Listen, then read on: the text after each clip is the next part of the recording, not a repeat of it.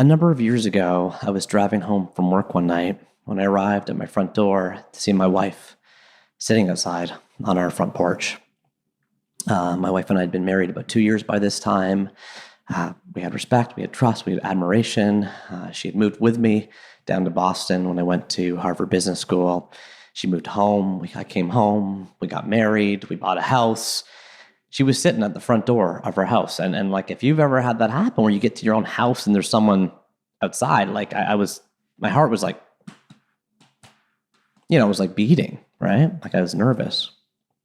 And she looks at me and she's like, Neil, we've been married 2 years. We got to be married another 50, 60, and we got to be 100% sure about this. And I was like, yeah, I'm sure. We just bought a house. We're talking about maybe having a family. And she's like, I'm not. This is the hardest thing in the world to say, but I just don't know if I'm in love with you anymore. She said it respectfully. She said it with a lot of sadness and a lot of, felt like to me from a place of love. But it shattered me. I was in shock. And it wasn't for many years later, through a lot of therapy, a lot of time, a lot of thinking, a lot of processing, a lot of journaling, that eventually I discovered an amazing research study and a new way of thinking, which is a study called The End of History Illusion. Dan Gilbert and a team of amazing researchers discovered that, whenever something big happens to us in life, your marriage ending, for example, like what happened to me, a big breakup, or you lose your job that you've had for 40 years, somebody close to you dies, whenever something big happens to you, all of us think that the future is going to stay where it is. But if we look back in our past, we know how much has changed. So the problem is that most of us in our brains, we confuse the idea that it won't happen with the fact that we can't picture it. We confuse the idea that it won't happen with the idea that I can't picture it. You get fired from your job, you think, I'll never find work again. What will I do next? Where will I live? How will I eat? You don't picture the fact that you might find a new job that you like even better. That you don't picture that you might get to spend time with your daughter who just had a miscarriage, and you've been wanting to have an excuse to be with her for a few months, and you just would never trade in that time. Like, I don't know what it is for you, but the point is, when you look at your future, you can't see that when something happens. And so I looked into this study. I used my own processing and thinking, and I put together an essay that I'm really excited and proud to reveal to you today in my brand new book that comes out November 5th of this year. That book is called You Are Awesome. It is all about resilience, and the subtitle is How to Navigate Change, Wrestle with Failure, and Live an Intentional Life. In that book, I share 9 secrets, a similar model to my last book, The Happiness Equation. 9 secrets that are sort of rules, lessons, pieces of wisdom on just sort of guiding principles that I'm trying to remind myself about, and hopefully that they help you too, on how to strengthen our skin in this increasingly thin-skinned world. Just for you, 3Books listeners, I put together a really special package. If you head on over to 3books.co, that's 3books.co, I've made this pack. It's totally free. You just download it. It doesn't even ask you for an name or email address or anything. You just go there, you click the button, and it's more than 50 pages. It includes the book's cover, the table of contents. It includes the introduction. It includes a couple of chapters that I picked out for you to read in their entirety. And there's also calls to action for you to learn more about the book or order the book and get a bunch of bonuses if you're interested. But more importantly, it's a package, a way of saying thank you to you, a gift to you, a special promotion just for you guys, because it's totally free. It's not even a promotion. It's like, here you go. I want you to see it. We're having a books conversation, and I, for the first time in the entire history of this podcast in 2 years, have a new book. It is my first book in almost 4 years since The Happiness Equation came out in early 2016. And it is my first awesome book in this awesome series since the Book of Awesome, Book of Even More Awesome, and Book of Holiday Awesome came out in 2010 and 2011. So it's been 8 years since I wrote a book under the Awesome umbrella, for adults anyway. And I'm so pumped and excited for you guys to check this out. So head over to 3books.co, check out the totally free package I put together for you with chapters, introduction, and a lot more. Okay? And now, come on, let's go. Let's get right into it. Let's cue up the music now.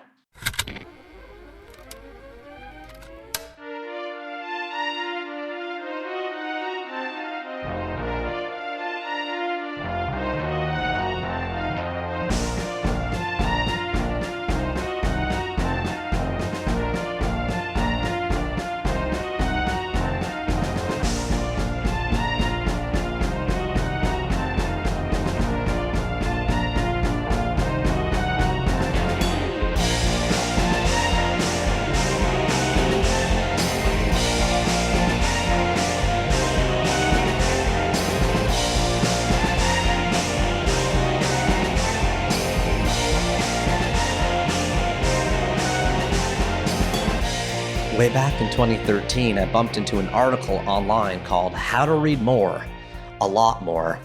It was written by Ryan Holiday and posted at his blog over at ryanholiday.net. I got the link from my friend David Kane's blog, raptitude.com, which I've mentioned a few times before, and I was just totally absorbed in this guy's writing. How to Read More, a Lot More by Ryan Holiday, this certainly young guy in his 20s who was advocating reading like dozens, if not 50 or 100 books a year, sharing how he did it and why he launched his sort of monthly book club, which I then copied with his permission years later. And I was fascinated because my wife Leslie, as you probably heard way back in chapter 1, used to make fun of me for being an author who doesn't read. She's like, wait a minute, you wrote the Book of Awesome, you wrote the sequels and all that, but you don't even have like many books on your bookshelf. And I was so embarrassed about this. I had loved reading when I was a kid, but never found the time, didn't have the space, maybe read a couple books a year.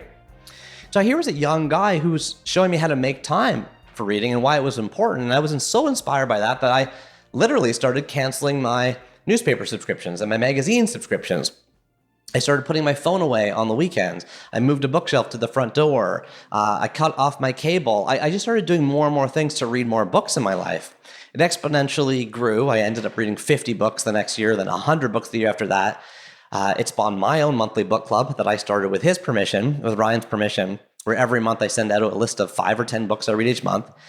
And it also spawned this podcast, 3 books. Essentially, in a way, my entire new kind of adult love of reading has spawned entirely from a blog post written by Ryan Holiday back in 2013.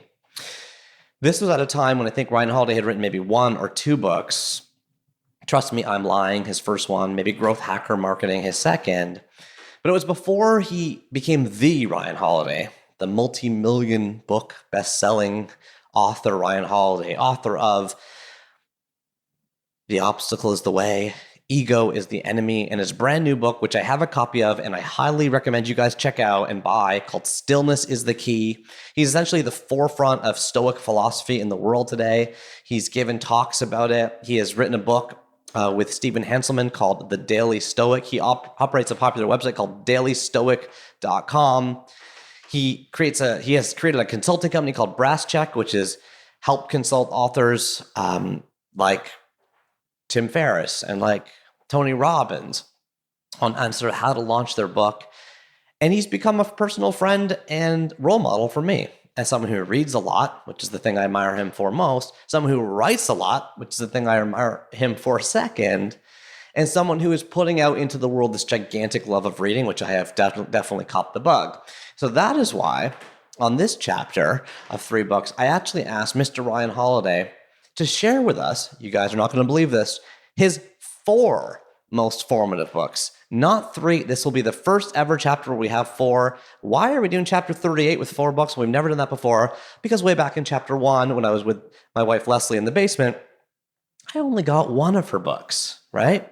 Where the Sidewalk Ends by Shel Silverstein, number 1,000 on our countdown over at 3books.co/the top 1,000. And so over the next 333 chapters, 15 plus, just under 15 years on the exact minute of every single full moon and the exact minute of every single new moon when we're dropping an ad-free, sponsor-free, interruption-free chapter of the show, I got to make up 2 books. And I've decided to make them up.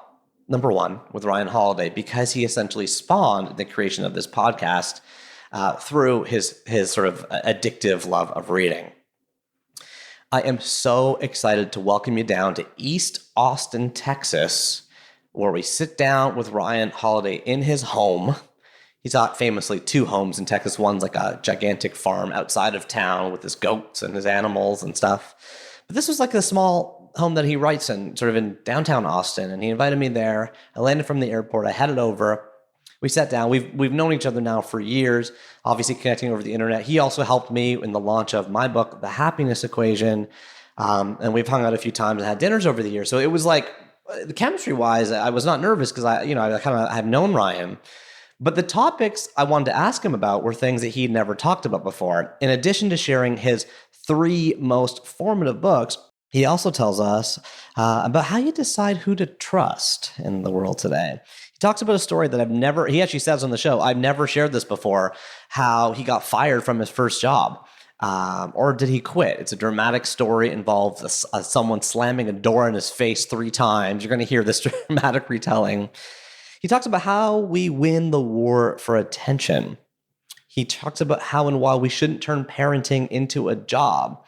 He talks about his biggest fear and his child's education.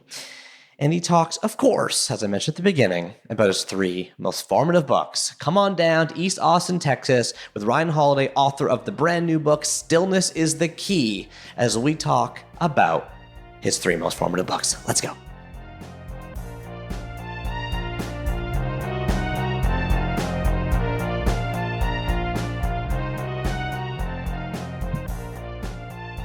Okay, here we go. Hey, Ryan. Yeah. Sorry. Hey, Ryan.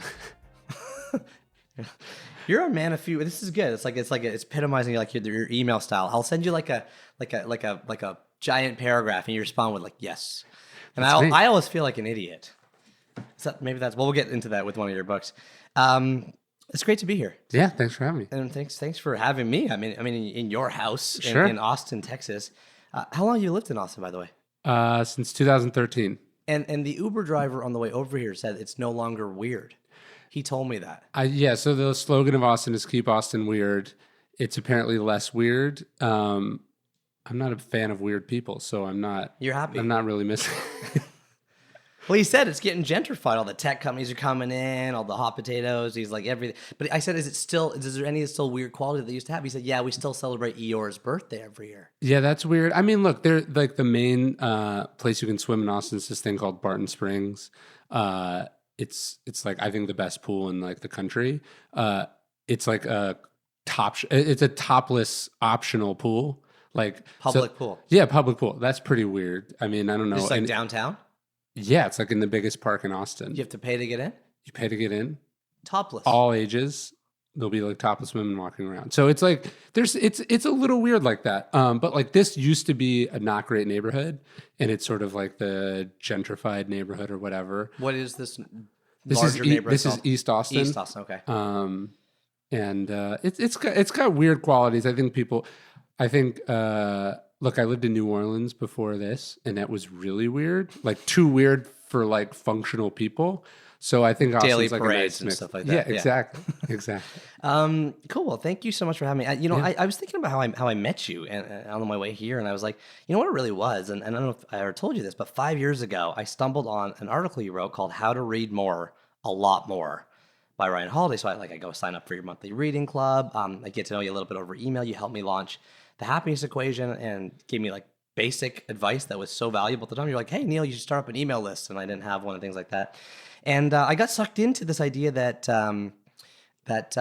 like someone so young would have a crazy passion for reading real books. Mm-hmm. I didn't know anyone else like that. I used to like books, but I didn't. So you got me kind of back into it. Really? You got me back into reading because I was reading like 5 books a year. I don't know if you knew this about me. My whole adult life, I read 5 books a year. Even as you were writing them? Even as my wife, previously girlfriend, would come into my house and say, where's all your books? I say, I don't got time to read. She's like, we're either going to break up, you're an idiot, or you got to start reading. So I talk about this in chapter 1 of this show about how like I got back into reading, partly because of you.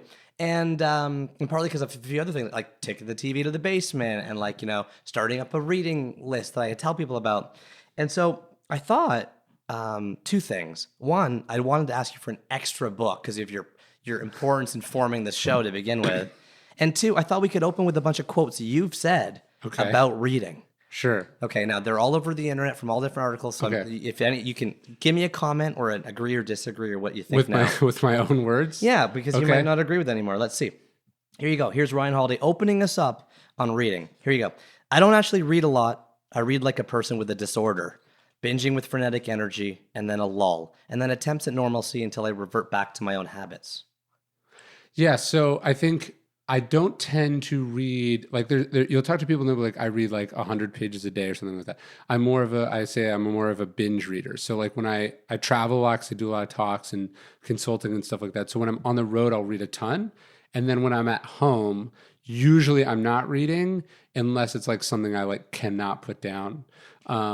So I tend to read in like sort of fits and spurts, but I'll read a ton. I might read 7 books in 7 days and then not pick up a book for 2 weeks. It's amazing like you'd read that. I know you read a tremendous amount because I see your monthly email list. I was writing it all day. It goes out like probably while we're sitting here. Really? Yeah. Well, you timed it? No, it just goes out at this time every one Sunday a month. Oh, interesting. I didn't realize it was Sunday. I've been getting it for years. I never even realized it was Sunday. Yeah. Here's another quote from you. When I start a book, I almost always go straight to Wikipedia or Amazon or a friend and ruin the ending. Who cares? Your aim as a reader is to understand why something happened. The what is secondary. Yeah, so I just read. I didn't even know Shakespeare had a play called Coriolanus, it's sort of the third in his. Ditto. I'd never even heard of it. Like okay. I may even be pronouncing the name wrong, but like I'd heard of most of the famous Shakespeare plays, and then the ones that was like probably I'm not going to read Taming a Shrew or something, and then there was like this one that I'd never heard of, but so I read an article about why the book was relevant, so I read it for the first time like a week ago. And if it's a play I've literally never heard of, so I read the Wikipedia page, then I read a bunch of articles, then I read reviews of the movie because someone had recently done a movie. The point is like, I want to figure out what the hell's happening, so then I can like sort of savor the language and the phrasing and the plot points and all that. I don't want to be like, wait, what? You know, like I feel like I'm not smart enough to always know what's happening. So I'd rather know what the ending is and then actually enjoy the experience while it's happening. And I'm assuming that means you read only like beautifully written books. I mean, would you read the end of like Girl on a Train or like? I just wouldn't read Girl on a Train, but like a mystery. You wouldn't read the end of like a mystery, you know. Where the whole point is the plot. You wouldn't read the end of that.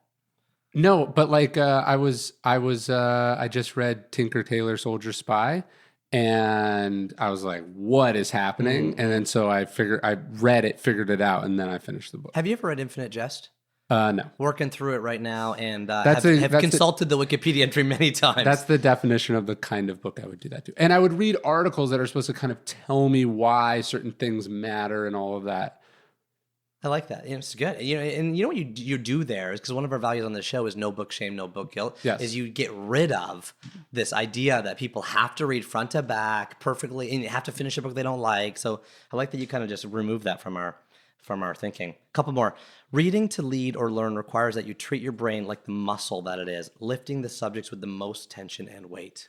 Well, I think that's the same thing. Is like if you're only reading books that are easy for you to understand, you're probably not getting any smarter. So I like reading really hard books it's pushing me to get better. And so, yeah, I'm trying to read things sort of, I think I have an article about this, but sort of reading above your level. If you're reading at your level, you're just telling yourself what you already know or what you want to hear. I want to read things that challenge me in some form. What about like beach read? What about like just chilling? I remember on my honeymoon, I read Gilgamesh, a book about the guy that discovered the existence of gorillas, like in Victorian England. Some other. I don't read beach reads. I just read things that are really interesting. Do you feel like there's something missing? I get what you're saying, and I think the market agrees with you. Read up, right? Yeah.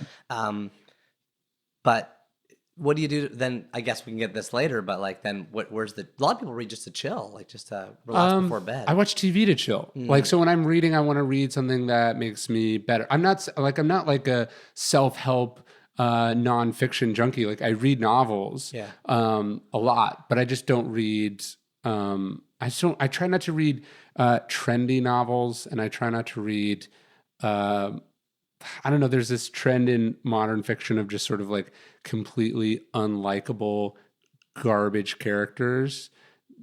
Like what? I mean, I don't know. I don't know if I have a good example, but like, have you read Unbearable Lightness of Being? No. It's just like this guy's the hero of this book. This guy sucks, you know. Like, so I try not to read. I find most modern fiction to be very unenjoyable. So if I'm reading fiction, it's going to be usually some sort of classic. Like, there's so many great books. Why would I read Girl on the Train? Yeah, exactly. Okay, there you go. Last one. Reading is like eating, sex, and meditation. The whole point is that it's pleasurable and meaningful. It's like listening to music. You're not supposed to rush. Yeah, well, people, you know, like this is now a trend with audiobooks where people listen on like 2x or 2.5x. Everyone's always bragging about how fast they can go. Yeah, it's ridiculous. You wouldn't brag about how fast you can have sex. It's like the whole point, right? The whole point is that you enjoyed it and that you got something out of it and it was a good experience. It's not this thing you're just like cramming in your head so you can move on to the next thing. So I am savoring. I'm trying to read things that make me better and challenge me, but I'm also savoring the experience as it's happening. That's great. I like that. And as David Sedaris told 3 Books listeners in chapter 19, I don't want my book read to me by a chipmunk. Yes. There's that too. I don't want the book read to me at all. I want to read it. I want to actually go through it. That's an improvement. But yeah, that guy who picks up garbage for 9 hours a day, he's going to have to do audio. I know. I listened to him talk about that on a show, and I do the same thing. I just went on my son and I just went on a 5-mile walk on the road that we live on. We were picking up trash. Okay, so you go by. Okay, I was just when you said I do the same thing, I thought you were going to say 9 hours a day. No. Okay. Like he took a nap. I walked because he hates sleeping, so you usually have to walk him to sleep. So that's the life. Cool. Well, thank you so much for giving us a little soundscape, a little contextual overview. Sure. I like that. For you are such a passionate reader and you're such a passionate writer. You've written so many amazing books. So it's great to have your views on kind of how to read before we get into your 4 most formative books. And I asked you at the beginning if you had a specific order. You said you read these 3. I'm going to pound them. Okay. Around the same time. I have mine here. Yeah. So why don't we start? You want to start here? Yeah. Okay. Sure. So we'll start with. I reread it in anticipation. Oh, of you this. did? Yes. Is it going to appear in the book club or no? Not this month, but this will be probably the 5th time I've read this. Wow. And I can see, so you got your dog ear cover. So without further ado, Yes. I'll just do like a 60-second overview for people to know. Yes. It's called What Makes Sammy Run by Bud Schulberg, if I'm saying that right. Printed in 1941 by Random House. It's a white book. It's got like a silhouette of a man presumably running on the cover down the sidewalk. File this one, Dewey Heads, in 813.52, American Fiction on English, 1900 to 1944. The summary, written by Ryan Holiday on May 1st, 2007 on his blog, says, essentially, Sammy is the all-American heel. He's your airy gold without the slightest bit of human decency. He rises through the ranks of Hollywood without ever writing a word. He is shadows and illusions, the ultimate power player. His story is told by Al Mannheim, his older and only friend who is fascinated by Sammy's drive. The title is Schulberg's chorus line that he repeats throughout the book, and eventually answers in the final pages. Sadly, as Schulberg mentions in the introduction, the message has been perverted. Our society tends to see Sammy as a hero instead of a villain, or at least someone to pity. So tell us about your relationship. I should have asked you to read that. I'm sorry. I shouldn't read your own writing like that. Tell us about your relationship with What Makes Sammy Run by Bud Schulberg. Am I saying that right? Yeah, Bud Schulberg. For people that know, Bud Schulberg famously wrote On the Waterfront, the book and the movie. His father was the head of one of the now defunct but major Hollywood studios in the 20s and 30s. My first job out of college, I worked at a talent agency in Hollywood, and I had this sort of movie producer mentor, and he told me to read this book. It's like this famous Hollywood book. They've been trying to make it into a movie for 50 or 60 years. They can't seem to be able to do it. But it's basically a story of this sort of hustler, ambitious, like Horatio Alger kid who makes it, but he basically screws everyone on the way up. The Canadian version of this book is The Apprenticeship of Duddy Kravitz. Oh yeah, it's basically the same. It's the same book if you have read that or watched. And there's a Mordecai Richler blurb on the back. Sammy Glick remains at the top of the Hollywood sleaze heap. Yeah, the quintessential novel about the all-American heel. So it is interesting. Like when the book came out, from what I understand, it was much more controversial than it feels to us now because it was portraying this sort of. It was portraying a Jew negatively, and some question of whether this was like part of the Jewish experience or culture. Now, I think when you read it, you just see him as an individual. But at the time, there was a context. Famously, I guess Bud Schulberg was like approached by a head of a movie studio who'd read an early version, who offered to like pay him to not publish the book because he thought it would be like bad for the business and for Jews and stuff. But I think what my mentor, when he gave me the book, it's sort of a cautionary tale about ambition. And it's like Sammy gets everything he wants in the end, but then he realizes how empty and awful it actually is. And reading it now, there's also, I think, a sort of a Trumpian element to Sammy. He's this guy who he has to beat everyone and can't give anything in and can't show a single sign of weakness. And he stands for nothing except for the advancement of his own name. And then there's this, it's fascinating because you watch him through the eyes of this narrator who's both sort of horrified, but also, I think, quietly jealous of it. And so it's been the narrator is his boss at the beginning of the book, and he of course rises above him, steals his column in the newspaper, as his assistant, and then like takes off to Hollywood, eventually hires him. Like there's a real kind of, there's the jealousy and envy and fascination is there. Yeah, and the interesting thing is, so I read the book and I read it, liked it, it meant a lot to me, and then... How old were you?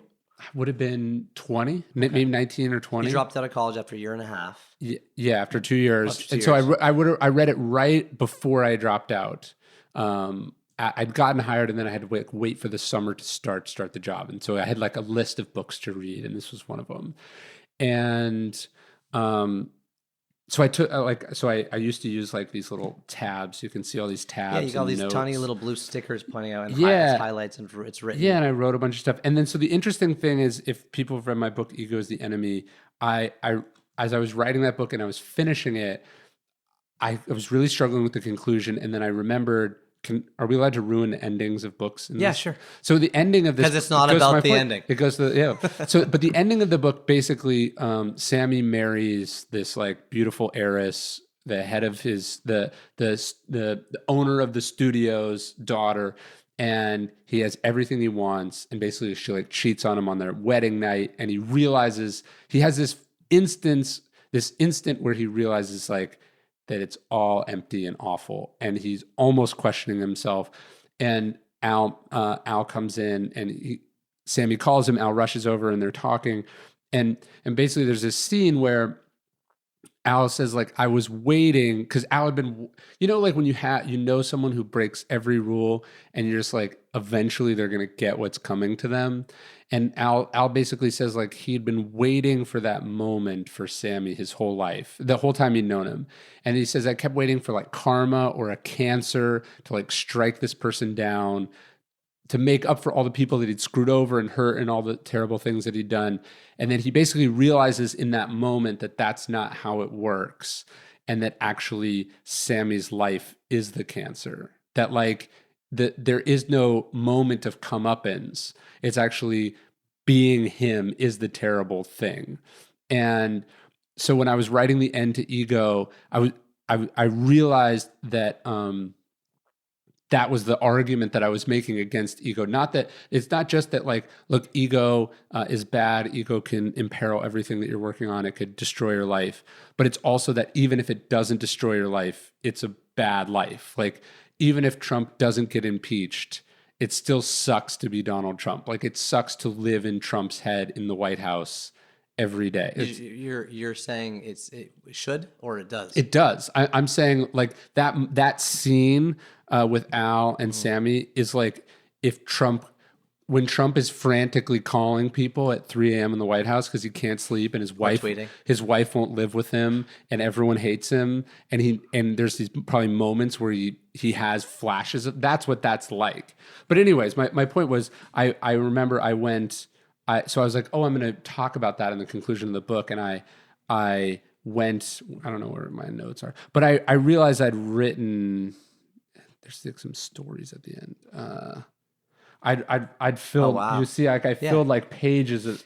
Ryan's flipping through the book, and he's showing me that in the pages of the book, he's actually written entire paragraphs of writing. Yeah, and is that you writing what potentially became the ending of your own book? Basically, it's like notes to myself about lessons that I then completely forgot, and then learned very painfully in my own life, and saw other people learn, people that I admired and looked up to, and then, the conclusion of the book sort of came from that experience. Well, I find that fascinating, Ryan, because it's like, because when you said I was working at a Hollywood agency, the story is about a guy working at kind of in Hollywood, and you also mentioned about the difficulty of getting this movie made. I was wondering if we could talk a little bit about trust here, because the book has like this.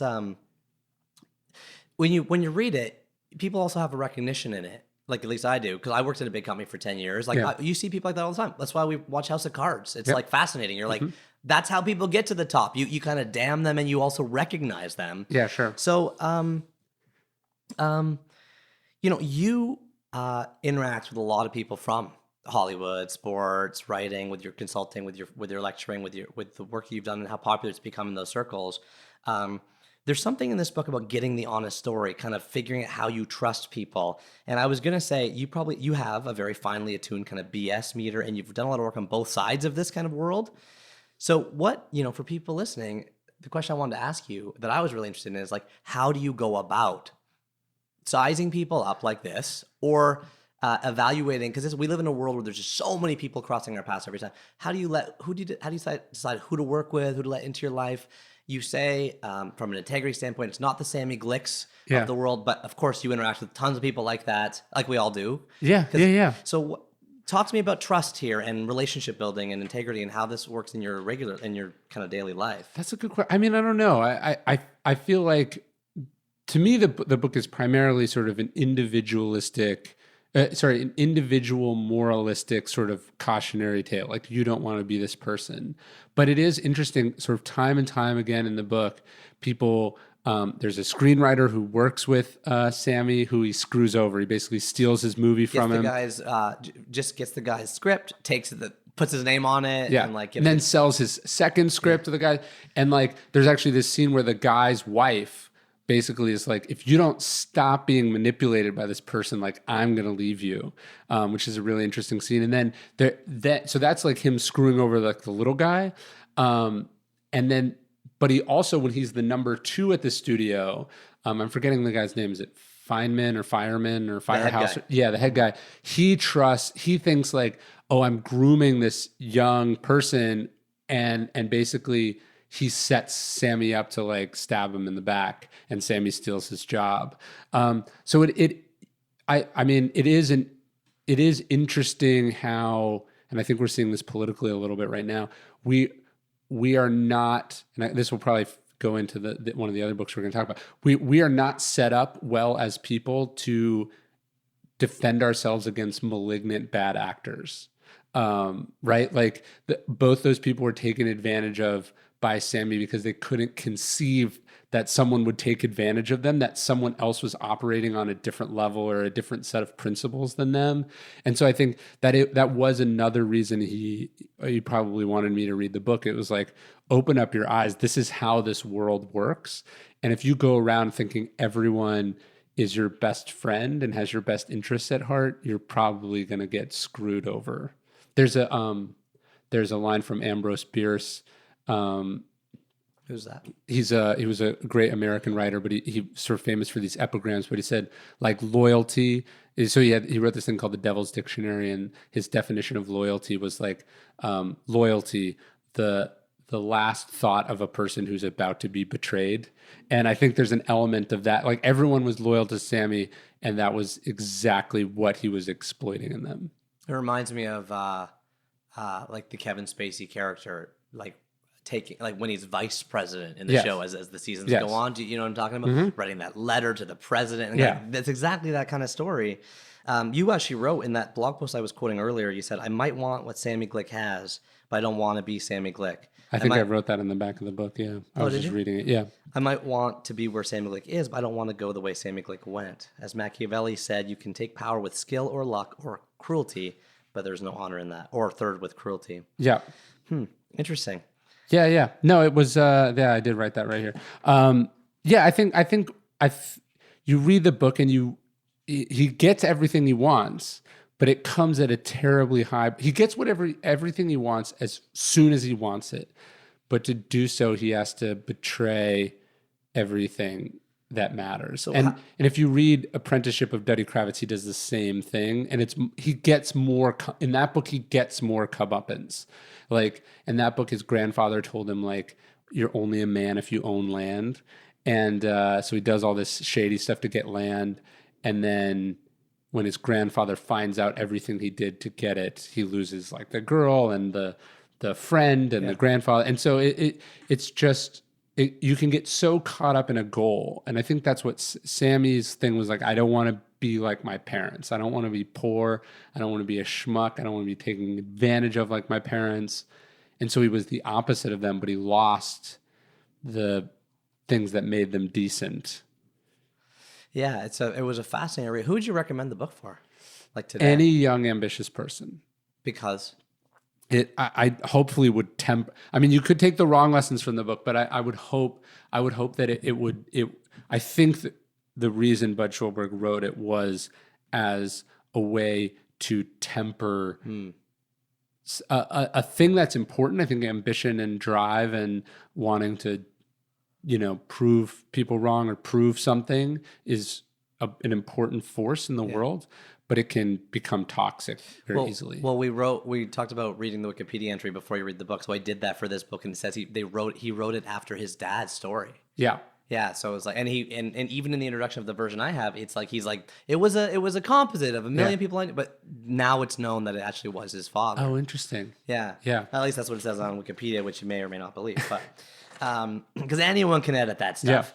Yeah. Shall we go to this book next? I think so, because they're somewhat connected. Okay, so the next book is, I'll do the same little snippet opening. Okay. Is The 48 Laws of Power by Robert Greene, published in 1998 by Viking Press. The cover is just like, it's a bright red book with like a vertical blue stripe down the middle with a gold printed word of the word power in big font. File this one in 303.3 in your Dewey Decimal System. That's social sciences, coordination, and control. The summary is, from the back, the best-selling book for those who want power, watch power, or want to arm themselves against power. Amoral, cunning, ruthless, and instructive, this piercing work distills 3,000 years of history and power into 48 well-explicated laws. Some laws require prudence, like number 1, never outshine the master. Some stealth, law 3, conceal your intentions. And some the total absence of mercy. Law 15, crush your enemy totally. But like it or not, all have applications in real-life situations, illustrated through the tactics of Queen Elizabeth I, Henry Kissinger, P.T. Barnum, and other famous figures who have wielded or been victimized by power. So Ryan, tell us about your relationship with The 48 Laws of Power by Robert Greene. So I read this book probably my senior year of high school. And this is not my original copy. So the funny thing is that I'll tell. Even though you're holding a copy with a bunch of this dog is a very ears old. and This is marks probably on it, my second copy. So I bought this book in high school. I read it. I loved it. Had you saw it in a bookstore? No, it was recommended to me by someone, and I loved it. It's amazing. I'd always loved history, but this was history applied and made practical. And so I read it, and I took it with me when I worked at that talent agency. And I ended up also working for Robert Greene. He was one of my mentors, and I was his research assistant. He was on the board of American Apparel? Yeah, and I was his research assistant. And so as I was working at this talent agency, I had this copy on my desk because I would have to refer to it for stuff that I was doing on my own time. And it actually happened that the owner of the talent agency, or the main partner, not the one I worked for, became increasingly convinced or paranoid that I was I was a Sammy Glick type, and then I was sort of plotting something while I was there. And he sort of developed this intense dislike of me. And obviously, if I'd understood the laws well enough, I would have hid my copy of the book, because it's not a good thing to show that you're interested in power. That's one of the laws of power, is you have to conceal your intentions. I didn't have any intentions, but I was accidentally telegraphing a very different intention.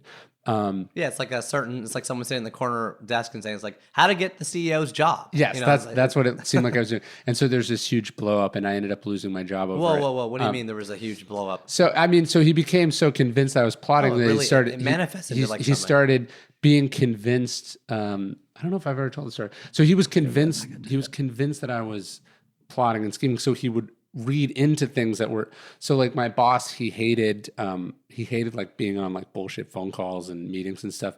So sometimes he would have me dial in and pretend to be him on calls and just listen in and then tell him what happened. And so or I would be on the line while he was on the line, and then I'd be messaging him things that I'd researched, Googling stuff and telling. And so I was doing this on a call, but you get on a conference call and it's bing, you're the fifth caller. Well, there's only supposed to be 4 callers on the line. And so it goes bing, you're the fifth caller when the boss dialed in. And so he was like, is there 5 people on the line? Like, who's on the line, you know? And so I didn't say anything. I was like so petrified. I didn't say like, oh, Aaron has me dialing in so I can, you know, text him things on the line, you know? And so I let it go. These are both internal people. Yeah, these are both partners in the same company. Theoretically equals, but one is like a senior partner. And so I'm on the line, and then, you know, doing what I'm supposed to do. And then he's clearly this is like eating at his brain. And then I'm in the office and he's not in the office. And then all of a sudden I hear his assistant walk down the hall and pass the office that I'm in, which you couldn't really see him, but and I see him looking and then walk by. And then, you know, he's like, who is on the line? Someone is on the line. I know someone is on the line. And now I'm like 20 years old. I'm like scared out of my mind. Like, what have I done, you know? And then I hear him coming. He'd like driven to the office, or I come up from a different floor, and I can hear this super loud, like, you know, footsteps getting louder and louder and louder. And I'm like, oh shit. And I hang up the phone, right? But as I'm hanging up the phone, the door like bursts open. And he's like, what the fuck are you doing? Like, you're spying on my phone calls. Like, I knew you were a snake and you were like trying to, you know, whatever he's ranting. I'm like, seriously, what are you talking about? Like, I was asked to be on this phone call. And he's so angry. I remember he grabs the door and he slams it, and then he opens it again and he slams it, and he opens it again and he slams it. He's like, just like trying to like physically intimidate. Like I in retrospect, like at the time I was like scared shitless, but in retrospect, like the idea of like a grown ass man, like a power player in Hollywood trying to like intimidate a 20-year-old for being on a phone call is insane to me. But like, I just like packed up my stuff and I just got up and I just walked out. I never went back. No way. Yeah. That's how you left. Yeah, that's how I left. That is fascinating. Yeah, it was crazy. All because I left this book on my desk. Wow. So that's one way it was formative. Yeah, and then I ended up working at American Apparel. I took a job at American Apparel from that. They were already trying to poach me through my connection with Robert Greene, and because Dov Charney, who's the owner there, he loved it. He loved the book, and he loved that I worked for Robert. I missed a step though. You bought the book when you were in high school. Yeah. You're living in California, Sacramento. Yeah. Someone recommended it to you. Mm-hmm. How did you go from there to his assistant though? To Robert's research assistant, I was working for an author named Tucker Max, who also worked with Robert, who they were friends. And so I was assistant to one author, and then I sort of got handed over as a research assistant to another one. And then You must be really good at research. I'm pretty good. Everyone just so. hands. I think so. Can I just do a little like a deep dive here? Why? What makes you good at research? I mean, I think what I did was I read this book and I realized like, oh, people just read other books. And not that's where all books come from. That's how like I think it was because Robert does it in such a unique way. Like Robert's like kind of showing his work. Like even in the side, like there's the, you know, he just has quotes from Ryan's really flipping open the book, and in the margin of every page are like little kind of historical anecdotes saying, and it says, and they're credited like which book that's from, or which a poem that's written from this and that. So you can almost see the research when you're reading the book. And so what I had done when I read it is I just started reading. I was like you know, like I was like, Plutarch, who's Plutarch? You know, and I went and I read Plutarch, and I was like, oh, this book is just an ancient version of the 48 Laws of Power. And so I was reading all this stuff, and then so I think by reading the book I sort of learned that that's what an author did. And so but all of which was to say that I'd been at American Apparel for like a month, and someone stole my copy of the 48 Laws of Power off my desk, and I've never seen it again. So I lost like a book I'd had then for like several years, but it had all my notes, and it was like my original time. So it's the only one I don't have my original one of. How'd you feel when that happened? Devastated. You weren't like the guy whose factory burnt down with all. No, it was the opposite of that. Was that Edison or? That was Edison. So Edison, because you've written about this. Tell us that story and your feelings there. Yeah, there's a story in The Obstacle is the Way where Thomas Edison's fire breaks down, and he basically goes like, he tells his son like, go get your mother and all her friends. They'll never see a fire like this again. He's like enjoying. In the building is all of his life's work. Yeah, with no computer backup. Yes. Well, I mean, he was an 80-year-old man or something when that happened. I was like 22, and this was like my favorite So book. this book is insane. Okay, let's just talk, because it's insane. It's so hard to explain why it's so insane. By the way, I checked the Amazon ranking today, and it's like in the top 100. Today, like 20 years later, Yeah. this thing is like insane. And by the way, the audio version of this book, because I'm wrestling. It's daunting for me. I'm not gonna pretend it's not. The table of contents took me an hour to read. You're not supposed to read it cover to cover. Oh well, why don't you tell me? I mean, Just kidding. you can. I mean, I certainly did the first time, but the point is, it's in these, and it's something that I've now taken in my own books. But you're supposed to read it in pieces. You're supposed to because the audiobook is 24 hours long. Yeah, of course. I mean, this book's probably 300,000 words, 400,000. But like Law 15 is crush your enemy totally. It's like how you would deal with a sort of a conquered competitor, or like Law 13, which I think is one of the most important laws, is when asking for help, always appeal to people's self-interest, never their mercy or gratitude. So this would be like you're in some negotiation, or you're in some weak position in your business or your life, and this is like a lesson that you might review or think about. Like you should know it once. You should read the book, I think, cover to cover. But the idea is that it's also designed to sort of meditate on certain themes and to be consumed in pieces if you want. And so it's called the 48 Laws of Power. What is power? How do you define power? I think power is the ability to make people or the world do what you want them to do. So, because we live in the day and age now. I like that definition. Affect change. Yes. Kind of lever up change. But we live in this world now where now I'm obsessed with trust, in case you can't tell. But trust is at an all-time low in business, in media, in government, everything. Yet there's these words that keep coming up, like influencer. You hear this world. I'm an influencer. You're an influencer. I'm an influencer. We're influencing people, whatever that means. So today, how do you build power in this world where we don't trust any sort of formalization? People don't trust a degree you have on the wall, which it used to mean a lot. They don't trust a little boilerplate that's like you grew up here, or you're from X family. It's like we got a flatter world, right? Today, I mean, you start with nothing. I kind of agree, but I would say it's not like sort of power in the abstract. This is a book for you sell a book to a publisher. How do you get them to support your book versus the other books? How do you win an argument with your editor over something where contractually they get to decide it, but also if you're not happy with it, you're not going to promote it? And it's a negotiation. That's power. Nancy Pelosi deciding that Donald Trump doesn't get to do a State of the Union because the government is shut down, and Donald Trump being the executive, but she being the leader of a co-equal branch of government. That is a power battle. That is a power struggle. And so I think, to me, that's what power is about. And that's something that people don't understand. And I think particularly young people, particularly idealistic people, particularly good people, think that being right is sufficient, and that being on the right side of history is sufficient. And if anything, I think the world we're in now is we are starting to realize rudely that power is necessary. Power isn't just something to be feared. Power is something that you also need to protect yourself. That power is something you have to understand. Again, not only not so just you to can wield, but to see Exactly. it, to be able to see it as a lens. Yeah, I think people are often like Robert talks about, like that thing where I violated a number of laws, even though that guy was totally wrong and is a complete asshole and ends up, running his own business into the ground for the most part shortly thereafter, never should have done what he did.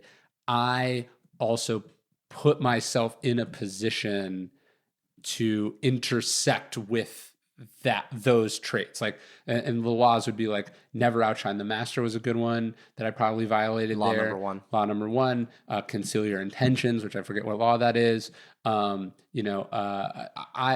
You have to understand those forces, or you end up just getting completely knocked over and having no idea why something like that happened. And so the book has been very formative for me in that sense. You talked about Trump a couple times, so I got to go there. Law number 6 in this book is court attention at all costs. Yes. You are quoted saying in the New York Times Sunday Styles profile of you, which is a great piece, if you're shameless enough, you can sell anything. In an earlier chapter of this show with Mark Manson, we talk a little bit about attention diets, the idea that in this economy where attention is this precious resource, people are going to need to go on this, like they're going to have to be more thoughtful and intentional about where they put it. So how do you think about that? You sell work also too. You're a seller. You're also a buyer. Being that you have an attention that you're spending every day, how can people listening be thoughtful about spending their attention, remembering that people like Trump and law number 6 in this book say court attention at all costs? There's a war for our minds happening right now. Well, that interview was interesting, and I think it's people don't often understand the power dynamics in a given exchange, and in that one I messed up, right? So the reporter had asked me, like, why do you write about Stoicism? She's like, you're a professional marketer, which is what I did previously. Like, why are you writing about ancient philosophy? And my point was like, look, if you're good at marketing, you can sell anything.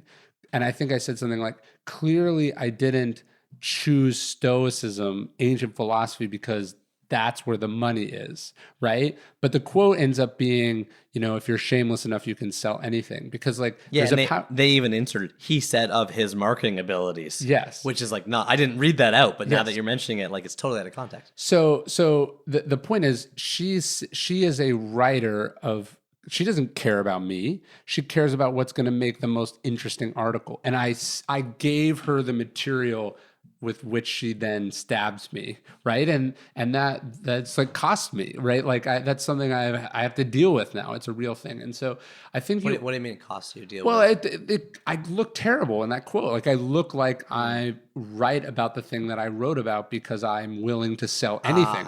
It's the exact opposite of what I'm doing, but that's how I came. And I gave her the rope that she hung me with.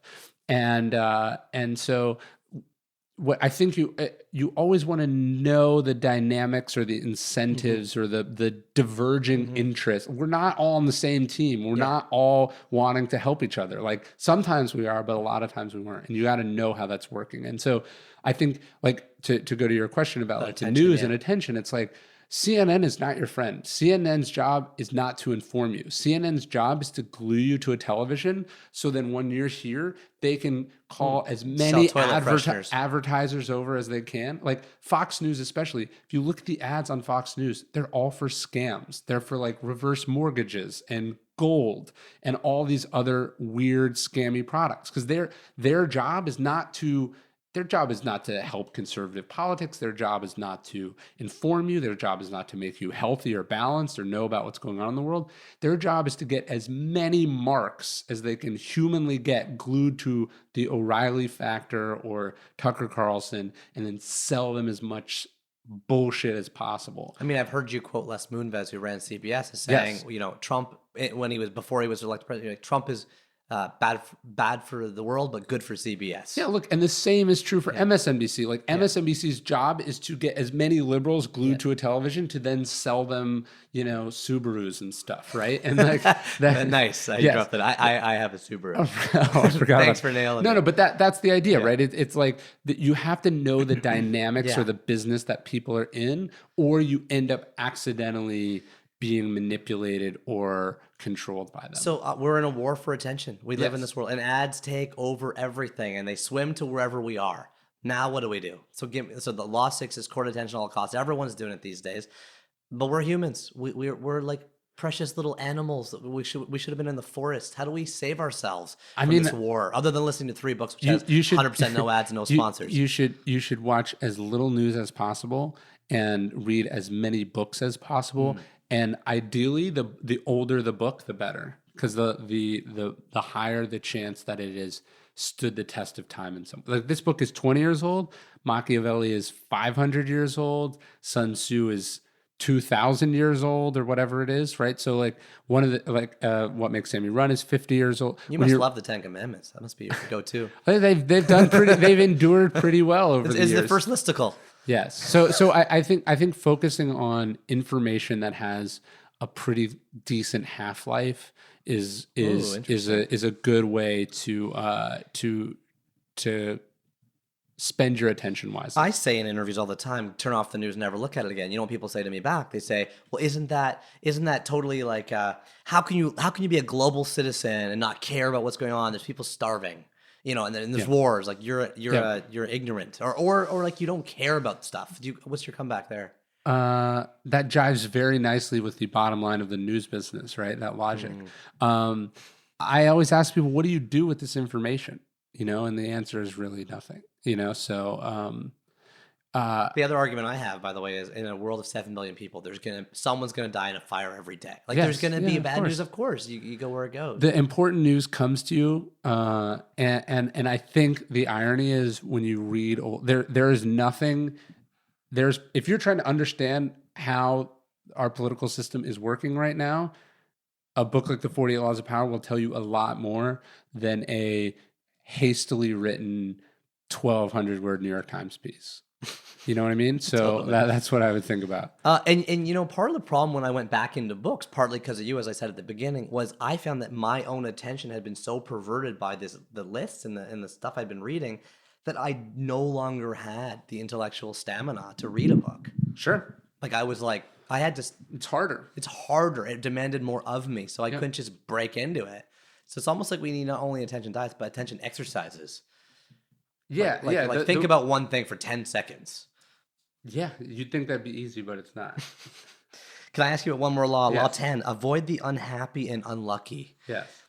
We're people. Uh-huh. You surround yourself with a lot of happy and lucky people and very successful people. I won't name names, but you have a great network, Ryan, around you. At the same time, you also have friends and family. Yeah. Like I do, like everyone does. And a question I often get asked is, "Hey, I take care of my aging parents," or my boss at work is a terrible tyrant, but I can't quit my job." So when you aren't able to surround yourself with people, you know what I'm saying? Like, what is the solution I'm there? not sure that's true. I think people have a lot of excuses for why they stay in crappy relationships with awful people, you know, and I think what Robert is talking about is he's saying that it's not like, oh, I'm just going to endure this person's bad, you know, that person is going to screw you at some point, or there's a hidden cost to that relationship. It's not just the unpleasantness. And so I think if people aren't making you better, you should question why they're in your life. I'm not saying you're uncharitable or you're cruel or you're selfish, but it is, are you, you know, what's that line? You're the average of the people you spend the most time with. I was just about to ask you that law of 5, you Yeah. know? There's that book Connected, I think Nicholas Fowler, based on a famous New York Times article called "Do Your Friends' Friends Make You Fat?" Yes. And the answer is yes, even if you haven't met them. Mhm. The point being that Yeah. you're, but the takeaway from that argument I always hear, which I've always been a bit uncomfortable with, is like, well, then ditch them. Like, you know, like remove the I don't know. cancer from your I think life. it's more like associate with better people. Okay. And the other things sort of fall away. Thanks for correcting that place I was going in my brain. That's good. That's better. That's a more polite way of saying it. Can we go to your next book? Yeah, let's do it. What are we doing next? Well, I'm not going to ask you. Which one do you want to go to? I'm fascinated let's by do this. Toto-chan. Okay, I was hoping you said. I kind of wanted to start with that one because I was convinced. that I you haven't read this in a long time, but Okay, let me see if I can give a quick summary. So this book is called. I was going to say Toto-chan, but I guess I was saying it wrong. I don't know how to pronounce Toto-chan, The Girl at the Window by Tetsuko Kuroyanagawa. I'm totally butchering that name. Came out in 1981 in Japan. The title there was Motogiwa no Toto-chan, where it sold 4.5 million copies in its first year. It was then translated to English in 1984. The cover is this beautiful little line drawing of a Japanese girl in a white puffy coat and a brown hat. You have two choices in the Dewey Decimal System here, guys. 791.53 under television, because the author is a television star in Japan for decades, or under 372. That's probably where I would go. That, of course, is elementary education. Nonfiction memoir painting a series of childlike recollections from a unique school in Tokyo during World War II that combined learning with fun, freedom, and love. The unusual school had old railroad cars for classrooms and was run by its founder, Kobayashi, who was a firm believer in freedom and expression. The New York Times called it a quiet indictment of sterile education. Tell us about your relationship with Toto-chan, the little girl at the window.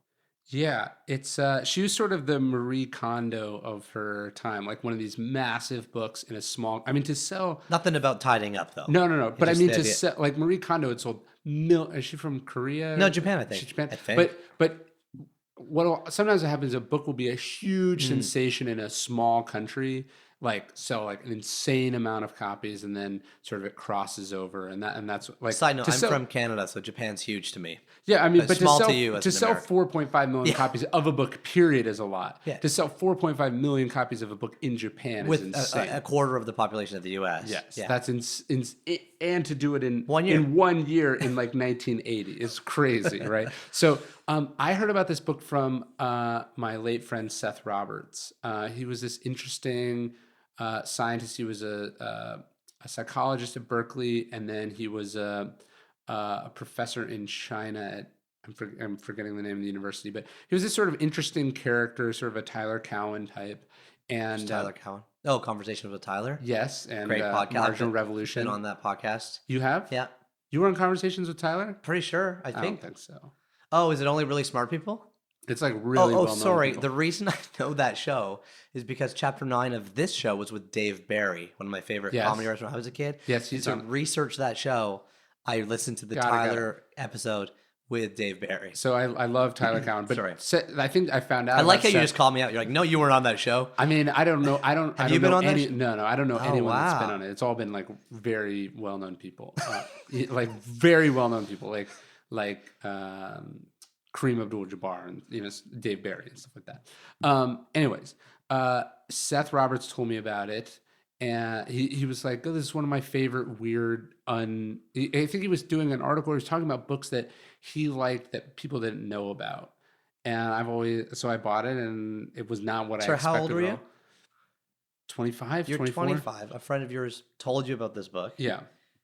It's about a 1940s Japanese elementary school memoir of growing up in. I don't even know if he told me what it's about. He just said it was one of his favorite books. And whenever someone tells me, I mean, I think that's why your podcast is so great. Is like when someone says like this book changed my life, it almost doesn't matter what it's about because there's clearly something special to it.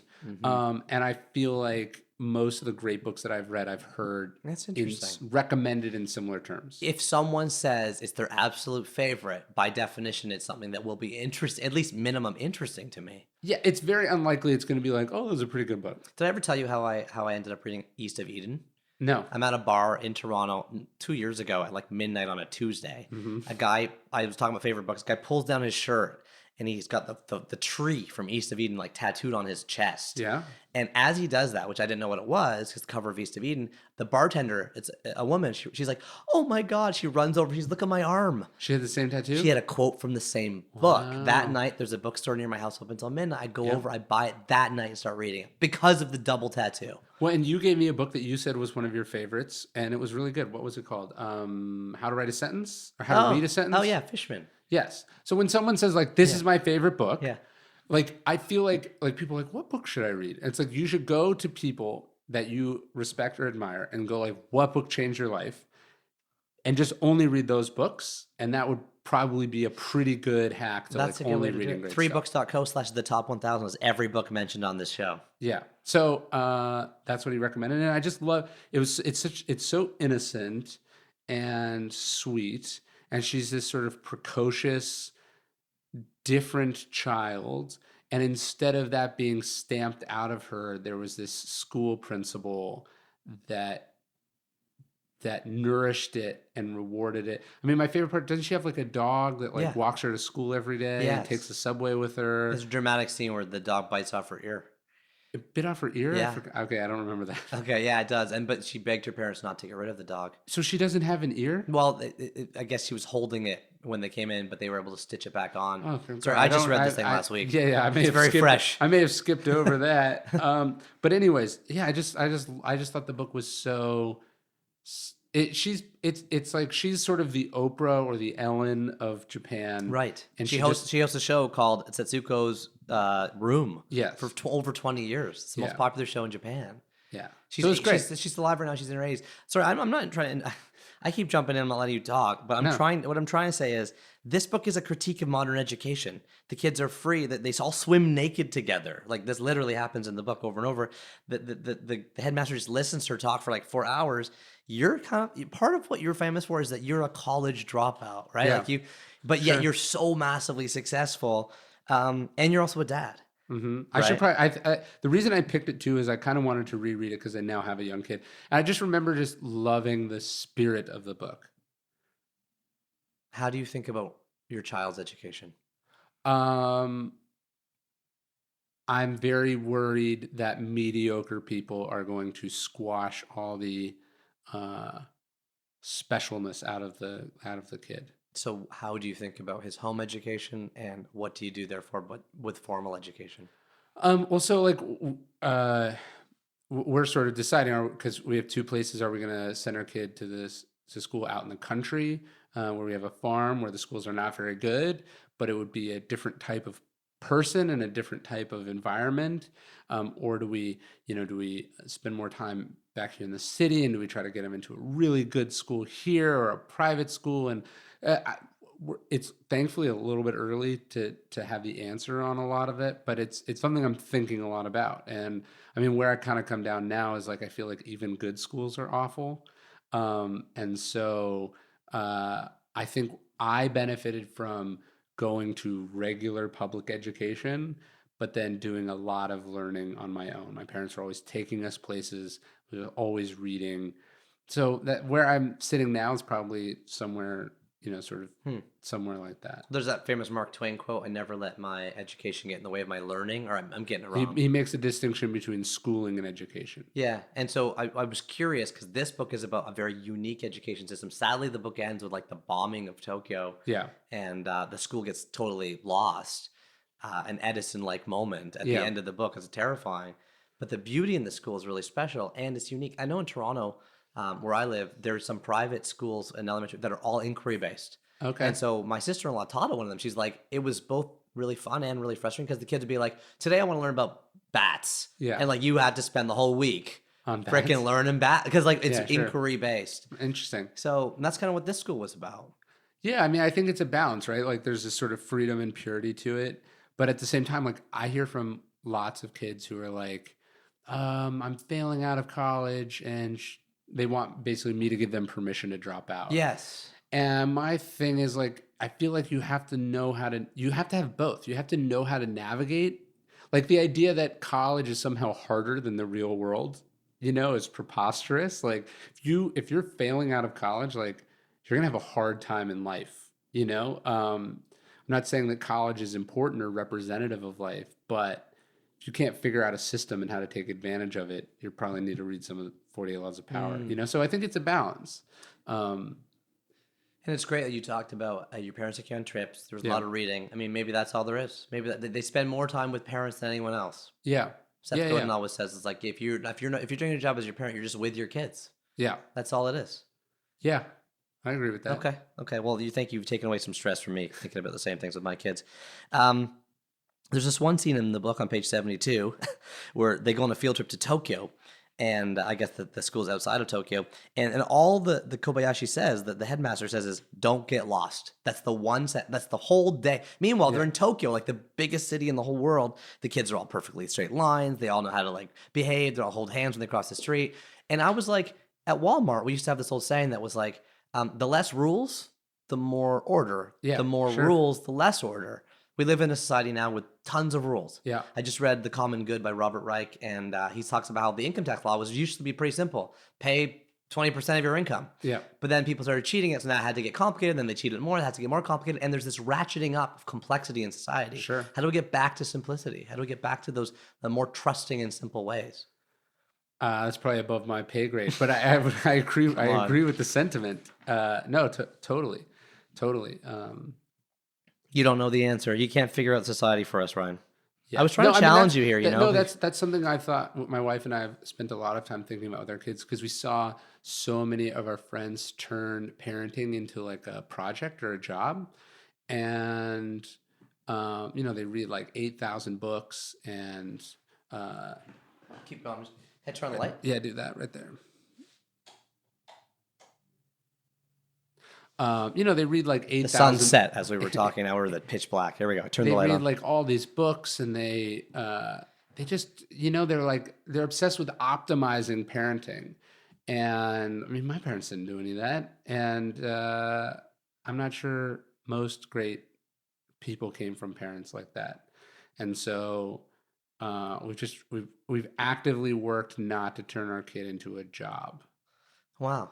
And is there anything you do? Is No, it like the point is you're not doing. So, but you're not. Are you not signing them up for like after school stuff and Like, I mean, he goes to a swim thing, and he goes, Yeah. but we're not like, Yeah. I'm not obsessed about Yeah. how much screen time or how little screen I time. see. Like, it's just like, look, you're a kid. The goal is to not think about it. Yeah. Which is hard. Yeah. That's like meditation. Mm-hmm. Okay. Can we go to your last book? Let's do it. Thanks for giving us 4, by the way. Yeah. In chapter 1 of this show, my wife Leslie gave us 1 book, and Mm-hmm. then because I'm doing 333 chapters for 1,000 books total, I got to make a couple up along the way now. Okay. So your last book is Meditations by Marcus Aurelius, written between 161 and 180. Yes. When he was between age 40 and AD. 59 AD. The version I have is, why do I say copyright 1998? That's obviously wrong. So it's written 2,000 years ago, and filed this under 188, Stoic philosophy, written in Greek without any intention of publication by the only Roman emperor who was also a philosopher. The Meditations of Marcus Aurelius offer a remarkable series of challenging spiritual reflections and exercises developed as the emperor struggled to understand himself and make sense of the universe. Tell us about your relationship with Meditations by Marcus Aurelius. So first off, I recommend the Gregory Hayes translation for the Modern Library. You say as I brought the wrong two The here. 2 that you bought, I would not recommend people read.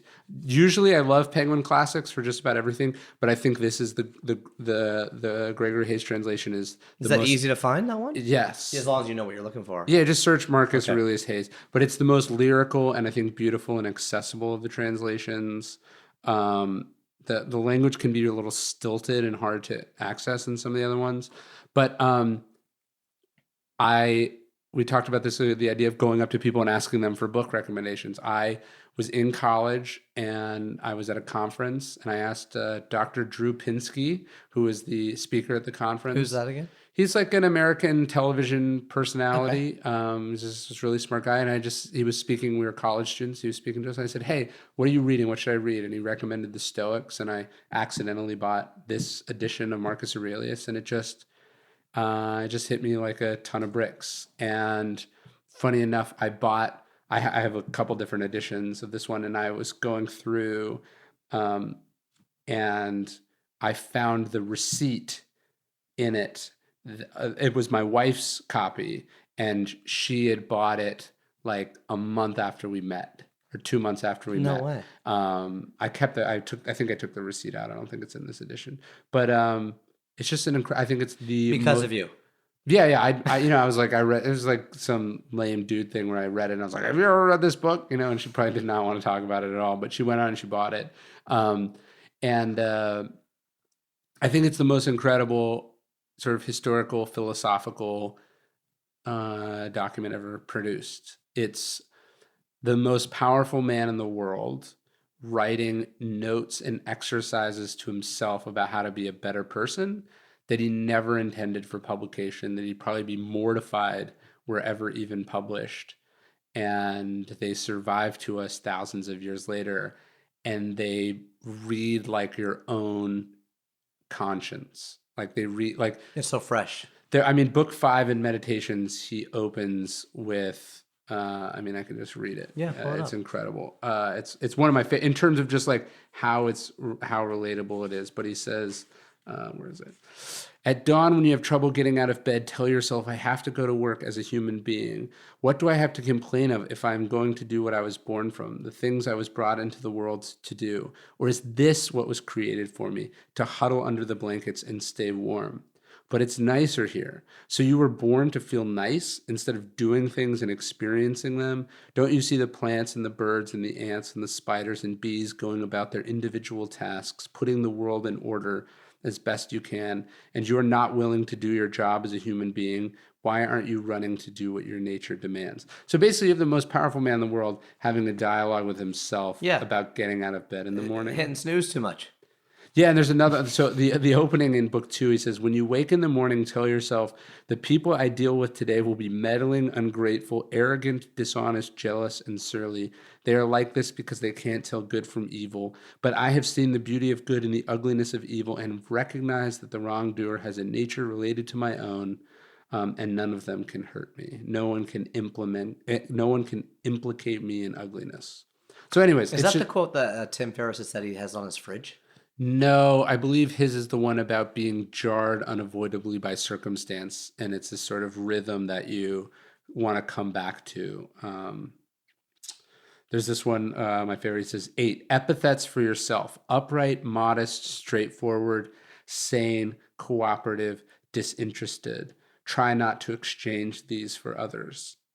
And so again, like, But by the way, what I'm watching right now is astounding. You are flipping through to this book like almost as if you have the whole thing memorized. I've probably read this book 100 times, 150 times, something. So and I write about it constantly, and I've built a number of my books off the back of it. But it's incredible. I mean, these literally has unlimited power. Like we know how power corrupts, right? We've seen what it does to people. And here's this guy.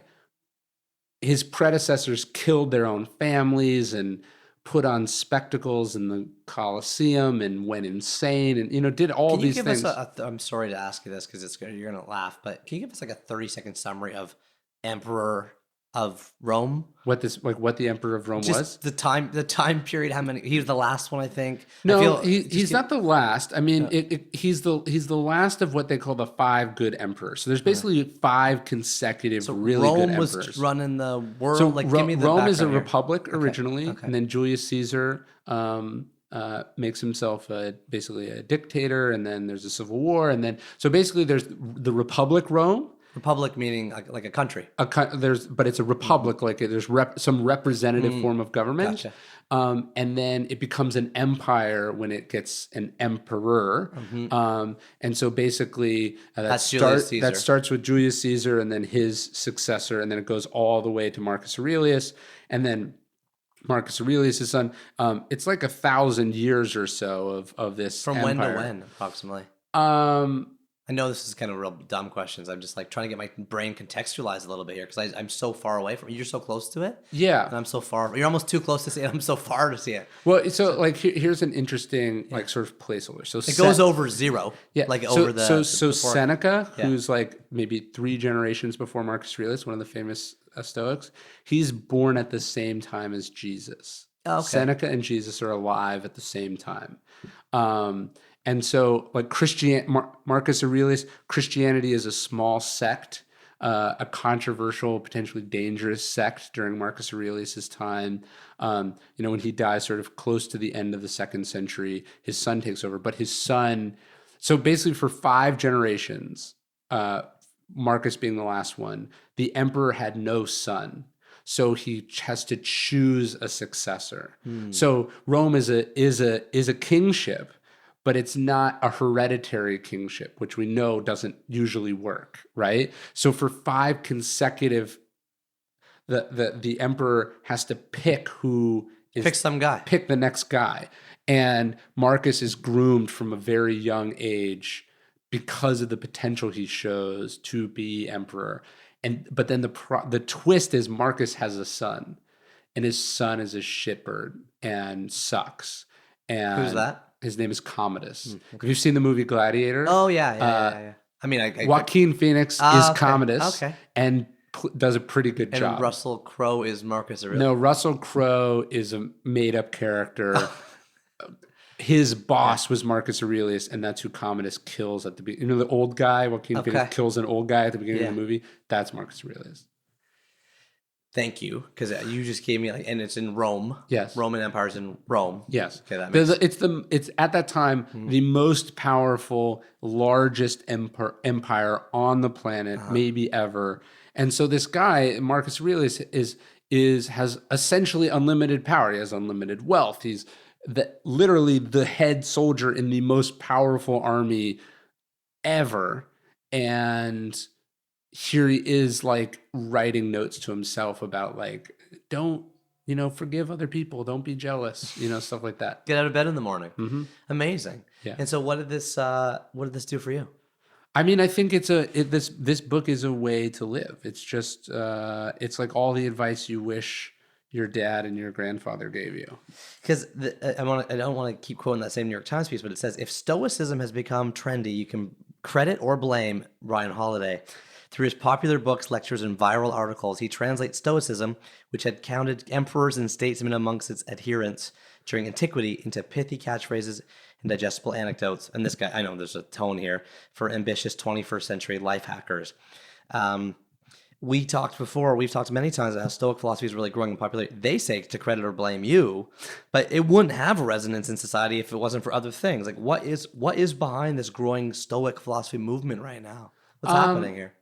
I mean, look, it's existed for 2,000 years and been popular. Like, it was popular with the most powerful, influential people for almost that entire time. Like, I think it's become more popular with people who didn't think philosophy was for them. And I think I'm proud to have been a part of that. Like, I know when I got this book, I was like, what's Stoicism? What's philosophy? How could that possibly help my actual life? And I think that's what's so incredible about Stoicism, is that it is philosophy for real people. So I don't know, like, we don't really have any numbers. Like, so you can say it's growing in popularity, but like it may be today a fraction of what it was in the ancient world. We actually have no idea. And the confusing thing for me is that this word Stoic philosophy has no bearing to the way we define the word Stoic. Yeah, so I mean, and the irony is we also poorly define philosophy, right? So Both words. Stoic means, lowercase Stoic has no emotions. Philosophy means like impractical, abstract meanderings of college professors. But I think capital Stoic philosophy is a sort of a resilient set of principles and exercises for the real world and for real life, for real people. And that's why I think it's resonating in a way that it hasn't as much as it could. I think it's amazing. I love it. I've been reading a lot of Seneca on the shortness of life. This is the Penguin Classic. I'm obsessed with. I travel with it. It's beautiful. So I read it, like, if I'm stressed after a long flight, I open it up. And you are helping repopularize it. And there's so many more questions I could ask about meditations, Ryan, and so many more questions I could. But really, I think what I want to do now, to be sensitive to your time as well, is to say just a huge thank you on bringing these 4 books to our list. And ask you if you would be so kind as to give us a couple more minutes to finish up with a fast money round. Let's do it. Okay. How do you organize your books? Well, I showed them to you in the other room, but basically I organize them by themes. Although, like, all these books are in a theme, a shelf I just call life. Like, these are my life books, like books you base your life on. But I have, like, classic section, and I have a fiction section, and I have books about animals. I have, like, little sections, and then in the section I organize them by descending by height. Why? I like the aesthetics of it. When I see people have organized their books by color, I think that's horrendous and stupid, and a complete violation of what books are supposed to be. But at the same time, if you go like, hey, look, here are the biographies, and here are the history books, and here are the music books. If they're not organized by height, it looks very chaotic and unorganized. That's so interesting, because in chapter 3 of this show, Seth Godin, I was in kind of like this. I was sitting ensconced in his books when we did the interview. And he's like, a couple things he says. Like, I threw out 2,000 books and I've always regretted it. Second thing is, I've always wanted, like, it was a mess. And he said that. But he's like, I've always wanted to organize it by height, but people laughed at me. You've actually done it. I got to tell them someone actually did it, and they're doing it well. Okay. What's your favorite bookstore, living or dead? I'll give you 3 that I like. I like Book People here in Austin, which is, I think, the best one in Austin, maybe the best one in Texas. I like Book Soup in Los Angeles. I like the Last bookstore in downtown Los Angeles. And then, of course, I like the Strand. Nice. Okay. Do you have a white whale book, or a book you've been wanting to read the longest but never actually done it? Like a to be read forever book? No. No, because you just do it. I just do it or I don't want to read it. So logical. If you could delete it from your brain, is there a book you would want to most read again for the first time? No, but because I like that experience. Like one of the things I'm doing this year is I'm rereading a lot of books. And we do these like challenges for I have this website called Daily Stoic, and we do these challenges. And one of the challenges this year, so you had to pick 5 meaningful books to you and reread them. So I'm in the middle of doing that. Oh, that's great. Can I ask what those are? Yeah, so one of them was What Makes Sammy Run. I reread Julius Caesar by Shakespeare. I reread The Odyssey, the new Emily Wilson translation. And I'm forgetting the other 2 that I wrote That's down. okay. No, thanks for giving us a couple. I appreciate that. What's your book lending policy? I do not. I have a no lending policy. I will buy people books. I do that often, but I will borrow books, and by that I mean I'll steal books from people. But I don't. It's a one-way policy. You know what? I need to adopt that because I'm always like trying to track where my books are, and then they just get lost. They stay here. And lastly, the final question of the entire show. You're an incredibly successful writer, and in many other things you do, Ryan. Could you impart a final piece or 2 of wisdom you'd share with those listening who aspire to be writers? I think someone asked Warren Buffett once, like, what was the best investment that he ever made? And he said it was buying Benjamin Graham's The Intelligent Investor. And so this is a guy who's worth, what, like $40 or $50 billion. And he picked a $15 book, or it's probably like 40 cents or whenever. That and like the $20 Dale Carnegie course he always talks about. Yeah. So he bought a book. That was his best investment, was a book. And like, look, if Dr. Drew recommended that I read a book about Stoicism, and I went to Amazon and I spent $15, and I can say for 100% certain that I wouldn't be sitting here talking to you had I not spent that money. So I've heard lots of other books from other people that were garbage and I wasted the money, but a book is like an option. It's a very cheap buy, but it could potentially be worth an unlimited amount. And so if you hear books, if you're like, I never, like, people go, oh, I've been meaning to read that. Like, either read it or don't, don't wait for it to come out in paperback. Or people go like, I'm number 178 for this book at the library. Yes. And it's like, dude, like I totally get that people are in different financial straits, but like you could buy a used copy of that book for $5 at the most, right? Like, steal it from the library. I don't care. You know what I mean? Like, don't wait. Either read it or don't. And that's been my policy. And I think it's certainly had more of an impact on my life than any sort of natural things I brought to the equation or any privileges I was born. You know what I mean? Like that policy, I think, is primarily responsible for where I am. Thank you so much for your time. Yeah, thanks for having me.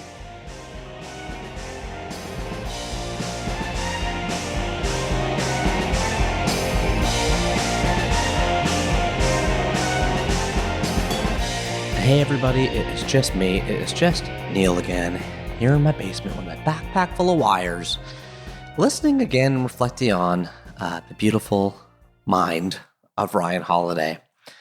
Ryan gave us so many notable quotes in that chapter, but the 3 I picked out to share with you guys are: we are not set up well as people to defend ourselves against malignant bad actors. End quote. That was where we were talking about trust. And his point was that, if people are going to take advantage of us, we're susceptible to that. And I never actually thought about that before. I always thought the opposite, that we are distrustful to begin with. He's like, no, we're trusting to begin with, and that's part of the problem. So that poked my brain a certain way. I don't know. Do you guys agree? Disagree? Give me a call, 1-833-READ-A-LOT. Again, that's 1-833-READALOT. Let me know what you think. I'd be interested in your thoughts if you agree or disagree with Ryan's point. His second quote: MSNBC's goal is to glue you to a television screen and sell you Subarus. Funny because at the time I, of course, was driving a Subaru, but also because he was making the point that Fox News sells only scams. All the ads are for things like, money scams and how to make $1 million and, fat loss treatments that don't work and all this stuff. And then I was, just as he was about to snicker that, he was very careful to say, and MSNBC is no better, So it's all about just selling news to your target market, taking up your share of mind in order to make more dollars. And that is part of the reason you guys know that one of our values on this show is no ads in books, no ads in book shows. There's no ads in bookstores. I think that's important. I want to preserve the integrity of the show, and I never want to have advertising or take money in any way, shape, or form for the show because I want it to be a pure piece of art between me and you for 15 years of my life. Pretty simple reason why, guys. It's kind of selfish. I'm going to be doing this show. I'm 39 now as I'm recording this, but I'm going to be doing this show into my 50s. And just I think by that time in my life, I just won't care about money. I kind of almost don't anyway already. I'm not quite there. I still care about it, maybe too much. But I think by that time I'll be like, who cares about money? I only care about making beautiful things. It's like what Mitch Albom said back in chapter 15 of this podcast, where he says, first you find purpose, then you find style, and then you find beauty. I just want to be regarding 3 books as a piece of beauty always. Okay? That's the point. And so I agree with Ryan's idea that you shouldn't consume the news. Don't listen to the news. Listen to 3 books. Okay. His third and final quote that jumped out to me is, I'm very worried that mediocre people are going to squash the specialness out of my kid. An absolutely brilliant idea, as Ryan often puts out there, but also just something to be aware of. I think one thing I think about this is, put your kids in millions of things, put them in judo and karate and swimming. But then at the same time, I'm like, no. I always preach under-programming and over-investing. Let them run around the forest all day, and we scrounge around and find something to eat at lunchtime randomly and maybe sleep outside. Whatever. Let them just be kids. So that quote is something I'm thinking about. I'm very worried that mediocre people are going to squash the specialness out of my kid. Thank you so much to Ryan Holiday for giving us number 891, What Makes Sammy Run by Bud Schulberg. Number 890, The 48 Laws of Power by Robert Greene. Number 889, Toto-chan, The Girl at the Window by Tetsuko Kuranagani. I think I got that right. I hope I got that right. And number 888, Meditations by Marcus Aurelius. Ryan's 4 most formative books on this show. Thank you so much to Ryan for being on chapter 38 of 3 Books, and thank you all so much for listening. And now, we need a little theme song or a drumming or something, because you are back, if you're still listening, in the End of the Podcast Club. This is the club that we have for regular 3 Books listeners at the end of every show. It's one of our 2 clubs, by the way. The other club, you can only find out more by calling 1-833-READ-A-LOT. And as we do every time at the end of the podcast club, you talk directly to me, I talk directly to you, and we always kick it off by going to the phones. Hi, Neil. This is Morgan Phillips calling from Chicago, Illinois. I first just have to say that I love your show and also your book, The Happiness Equation. I read it in college, and it just helped me so much with figuring out how to prioritize how I was going to spend those 4 years. And I'm also doing a project right now to read 52 books between April 2019 and April 2020.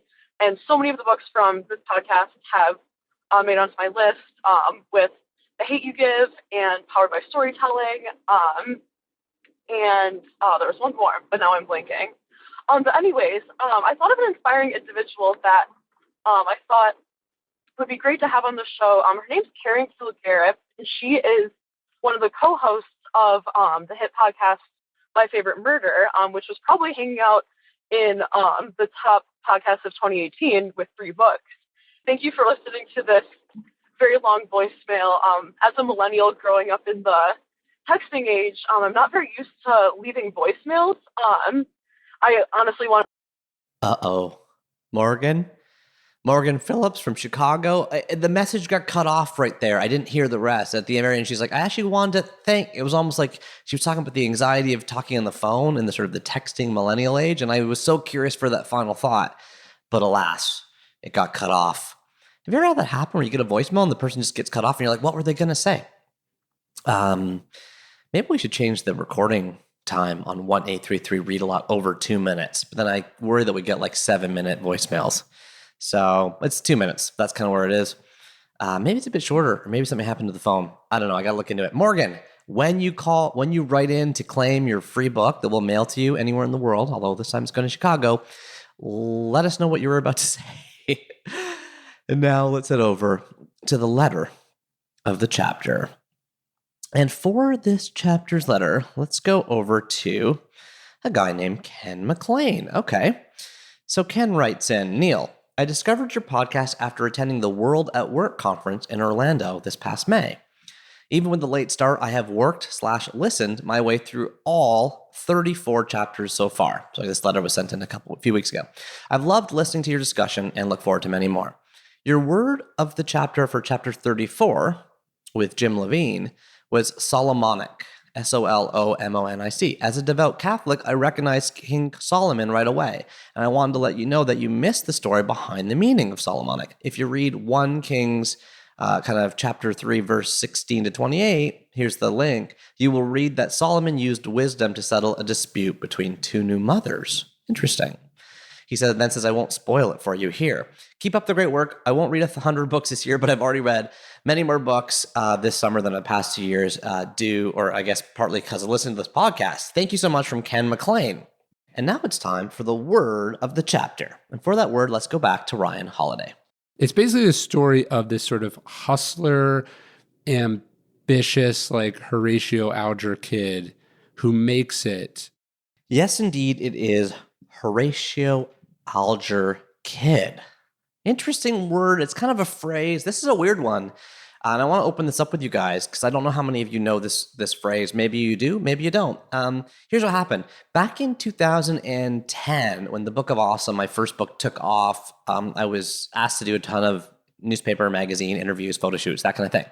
And so one of the guys that came to a photo shoot of me, just a photographer from like kind of the national paper, came and met with me. He takes my picture and I'm like, oh yeah, thank you so much. He's like, yo, they love these stories. Horatio Alger, you know. And I was like, Horatio who? Like, what are you talking about? He's like, Horatio Alger. So he left the photographer and I looked it up. It's a guy's name, right? Horatio is his first name, Horatio, and his last name is Alger, Alger. Interesting story. Horatio Alger Jr., who lived from 1832 to 1899, was an American writer of young adult novels all about impoverished boys and their rise from humble backgrounds to lives of middle-class security and comfort through hard work, determination, courage, and honesty. His writings were characterized by the rags to riches narrative, which had a formative effect on the United States during the Gilded Age. So this is interesting. It's a guy that just wrote story after story about kind of rags to riches kids. And people loved them so much that they became known as Horatio Alger stories. And I guess at the time, you know, post-divorce, post-loss of my friend, the Book of Awesome coming out, taking out like Rising from a Phoenix, sort of from my soul at the time, you know, that resonated with people from a Horatio Alger perspective. And so when Ryan Holiday, back in the clip we just heard, is talking about what makes Sammy run, well, he's talking about Horatio Alger stories. Okay. Thank you so much to Ryan for the word of the podcast. And now here we are at the end of chapter 38. Before we go, I want to just say to everybody listening, if you're still here, if you made it all the way to the finish line, please do take a glance and check out the free package I put together for you guys about my new book. Again, my new book is coming out November 5th, 2019. It is called, here I'm about to stumble upon my own book title. Here it is called, I'm about to say my subtitle. The book is called You Are Awesome, How to Navigate Change, Wrestle with Failure, and Live an Intentional Life. To be honest with you, I was almost going to call it You Really Are Awesome. Like the point being that even though you feel anxious, here's how you get back to awesome. Even though you think you're failure prone, here's how you get to failure proof. Even though you're thin skinned, here's how you get to thick skinned. Like that's why I wanted the book to teach people the muscle of resilience, how to become a stronger person. So it was like not just you are awesome. It's like, you know, you really are awesome. It's kind of a reminder. But the problem is whenever I show people that title, they said, wait, you typed it wrong. It's supposed to be you are really awesome. Like people mentally couldn't transcribe that word or that phrase in their head. They were like reading it like they thought they were dyslexic or something. And I was like, I can't have that happen forever for the life of the book. So we changed it back just simply to You Are Awesome. And we also changed the subtitle from originally 9 Secrets to Getting Stronger and Living an Intentional Life to being a little bit more clear in how to navigate change, wrestle with failure, and live an intentional life. Okay, Neil's going on and on about his new book. He's obviously really excited. Go to 3books.co. That's the number 3, BOOKS.co. And you can download the package I put together just for you guys, totally free. It's just going to be up there for a limited time. I can't leave it up there after the book comes out. So just check it out now. It's got the book's cover, the introduction, the table of contents, 2 chapters from the book that I picked out for you guys. It's over 50 pages long from the new book. And then there's lots more information for how you can pre-order it. There's tons of gifts and goodies you get if you pre-order it. If you buy 3, I mail you a whole bunch of stuff in the mail. We did some crazy thing where if you buy 1,000, I fly you to Toronto. We have dinner together. And there's a whole bunch of stuff. Like, it's going to be fun. I'm just doing it for just fun. I even wrote a note to myself at my bedside table saying, Neil, just have fun with the book launch. Make it fun. All I want to do is meet people, see people, talk to people, get the book out there, share it with the world.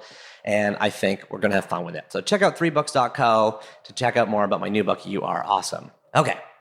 Now, with that, also check out Ryan Holiday's new book, which I mentioned at the beginning, called Stillness Is the Key. I have a copy. It's awesome. Ryan is awesome. Thank you for listening to chapter 38 of 3 Books. And until next time, remember that you are what you eat, and you very much are what you read. Thanks so much for listening, and keep turning that page.